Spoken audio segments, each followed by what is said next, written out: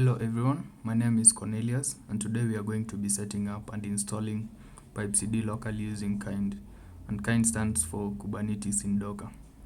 So by the end of this video, you'll have a fully working local PipeCD development environment that is running on a Kubernetes cluster on your laptop. I'll also explain what's going on as we move and you'll follow along with me. So before we start, let me quickly explain my setup. I'm using Fedora Linux, but this goes along with any other Linux distribution. So as long as you can install Docker, kind, the kubectl, then you're good. Or you can still run this on a virtual machine. So I've already set up a few prerequisites beforehand to save time during the recording, and I recommend you do the same. That's basically Docker, kind, the kubectl already installed. Docker, kind, the kubectl already installed. The commands and the links will be in the description below, so don't worry about copying things from the screen. Before we go any further, I would need us to understand a bit about PipeCD. So basically, PipeCD is a GitHub style continuous delivery solution.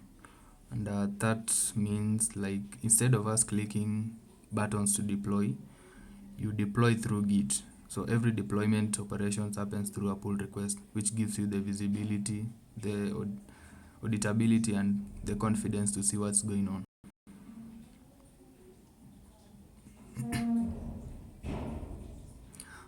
PipeCD provides one unified continuous delivery system that's working across multiple application types and multiple cloud providers. So it's not just deploying Kubernetes workloads, but even other applications. So like Kubernetes applications, the Terraform managed infrastructure, the GCP Cloud Run, AWS Lambda, the AWS ECS, and many others. So all of these are using the same deployment interface and the same workflow. So you get the consistency and you'll benefit from this workflow. Basically, this is one of the biggest strengths that PipeCD provides you. So let's get right into it. Before setting up PipeCD, we need a local Kubernetes cluster as our first requirement. Development kind would be the best choice for us. And for the local development environment, kind would be the best choice for us. So it's a tool for running local Kubernetes cluster using Docker container nodes. Kind would be the best choice because it's lightweight, fast, runs entirely in Docker, and it's easy to reset if something breaks.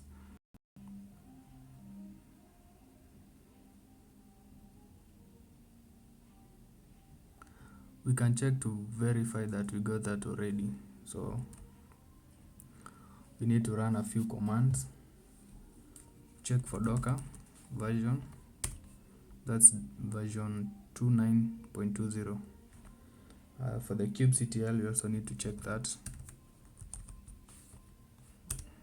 So the client version 1, and the customized version 5. You then need to check the kind version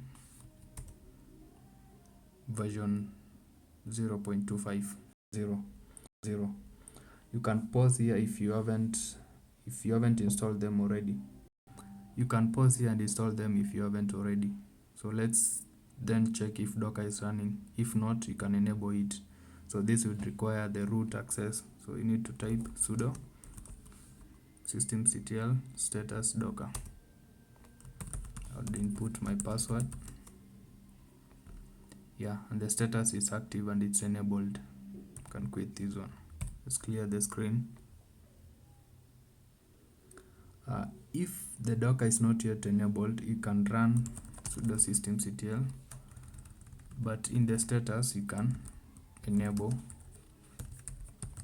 now and then Docker. This will enable your Docker.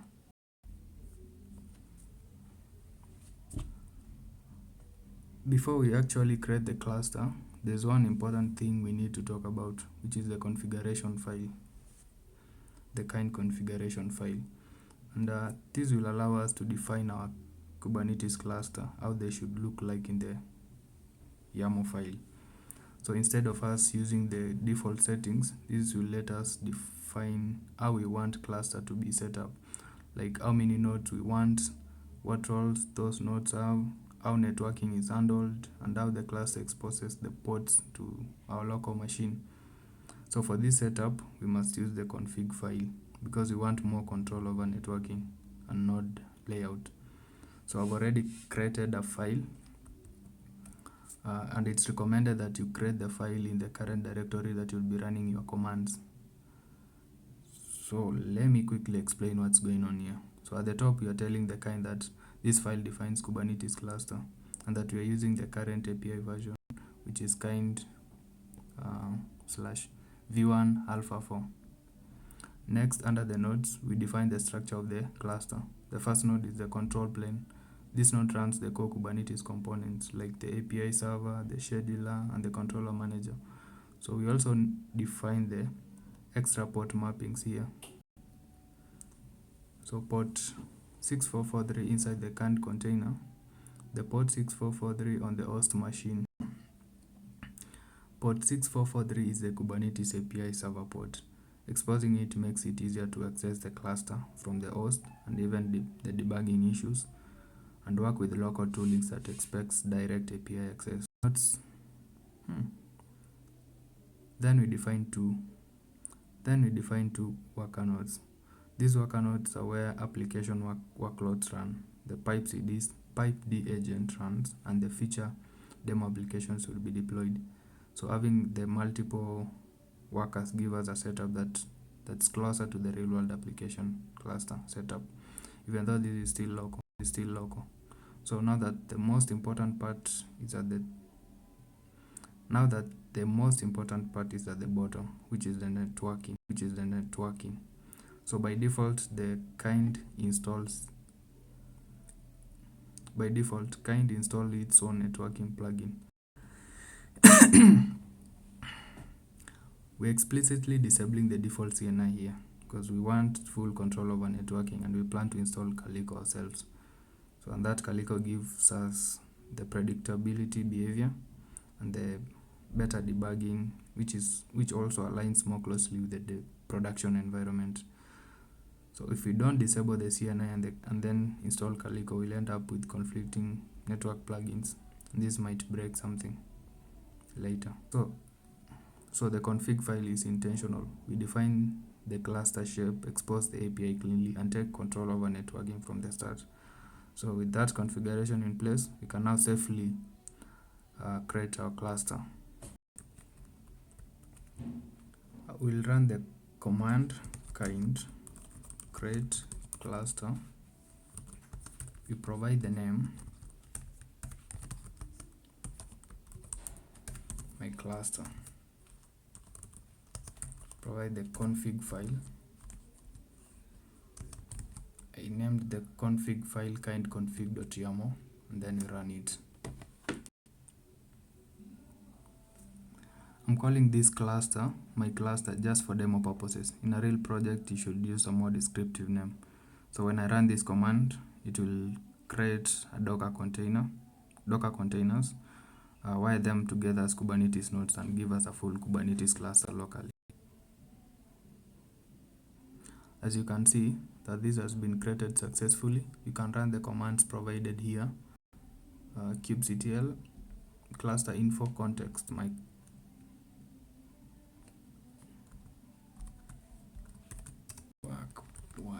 why oops, that's actually a Kubernetes. That's actually a TLS error, and Kubernetes can't trust that host. So we need to change that in the Kubernetes config, the kube config. So let's check this one. So this is the server reads from the HTTP 0.0.0.0. So we need to change these two.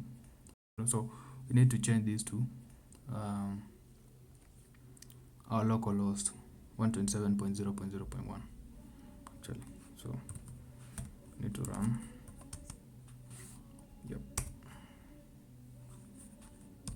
Go down to the server.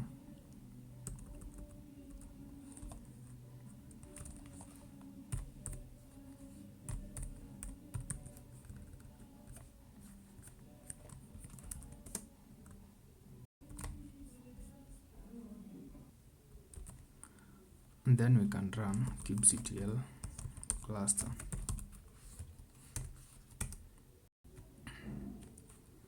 So you can check that this is working right now, and the Kubernetes control plane is running at port 6443, and everything is okay. So we can run the kubectl get nodes. Yeah.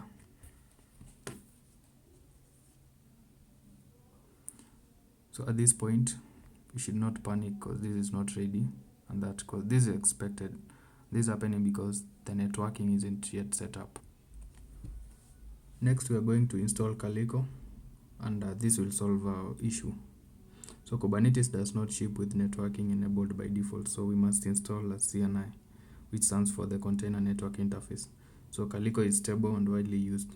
So when I apply the command, Kubernetes will start creating the pods responsible for the pod-to-pod networking, the nodes routing, and the network's policies. So I already have the command, so I'll just paste it and then run it. We can then run, let me clear this, kubectl get pods cube. We can then add the W for watch. So we'll need to wait for a few minutes for this all to be running, the starter to change to running, and then we'll be good to go. You'll notice that the pods here are currently running, others are pending, and container creating. So we'll just need to wait for a few minutes, and this will depend with your system. And once all of them are running, we can continue from there. Matata. And there we go. Everything is running and the status is ready. So we'll then check the node to see if they are ready now. So kubectl get nodes. PipeCD runs in its own namespace. We'll create our namespace PipeCD.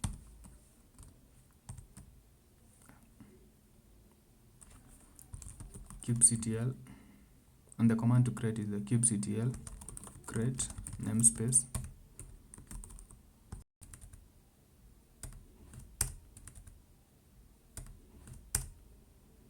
So the namespace has been created. So this will help us isolate components and keep things clean, so we can avoid conflicts with other workloads. So after we've created that, we can verify it using the command kubectl get namespaces.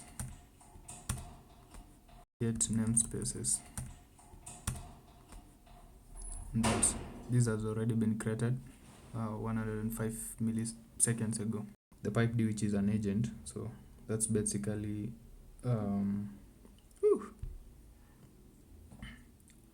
Before applying the manifest, let me explain how PipeCD works. So basically, PipeCD has two main pieces, the control plane and PipeD. The control plane has the services like the API server, web UI, store state, and runs in Kubernetes. And the PipeD, which is an agent, runs inside your cluster and execute deployments and the authentication using the ID and the key. So when you hear the PipeD and the PipeD ID and the PipeD key, this is the authentication between the agent, which is the PipeD, and the PipeCD control plane. So the control plane never directly touches your cluster. So instead, the PipeD agent pulls instructions from the control plane, and that executes them inside the cluster. So, and this is very important part of the security and scaling of your applications later. Now that we understand a little bit about the architecture, let's install the control plane first. We are still working inside PipeCD namespace we just created.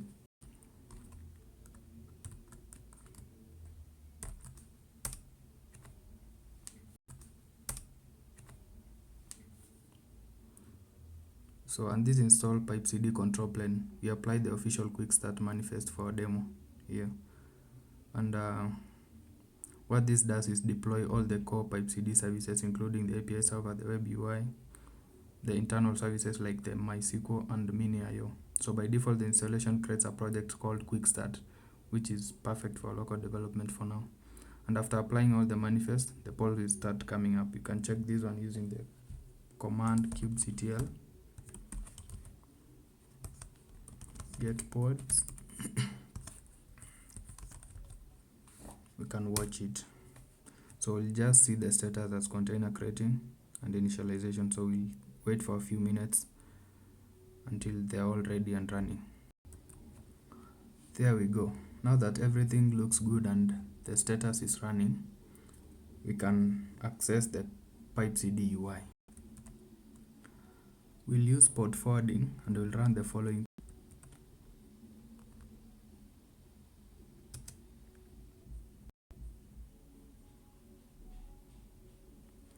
So, and when we open the browser and we navigate to the project Quick Start, we'll check that we have a login screen here that we need to log in.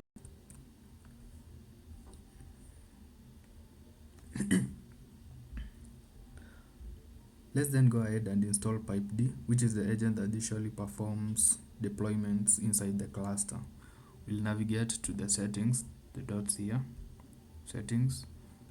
Then you can add here the agent. You give it a name, a name and the description.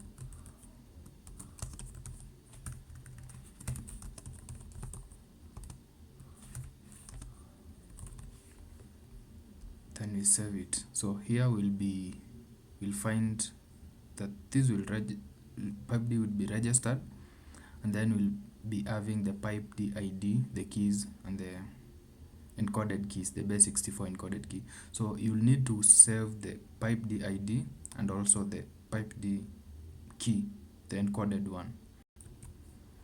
So I'll copy the secret keys and then I'll have the command ready. If you've noticed, you'll see that the agent here is currently offline and that we have not yet applied the manifest to deploy this agent into the cluster. So we do this by running the command below. I'll paste it here.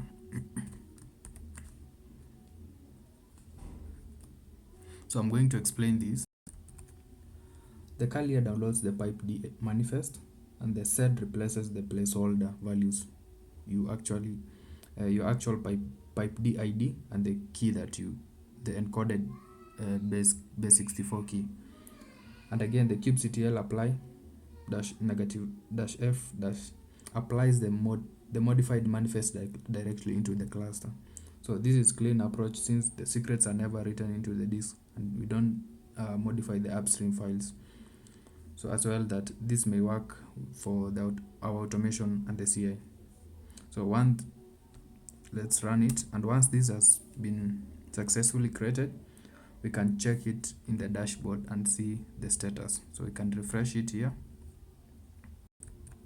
Oops, let's actually rerun our port. I think we've broken that.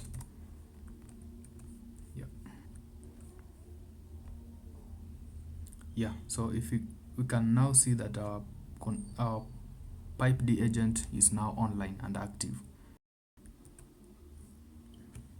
Now let's confirm that everything is running correctly. We can run the kubectl get pods.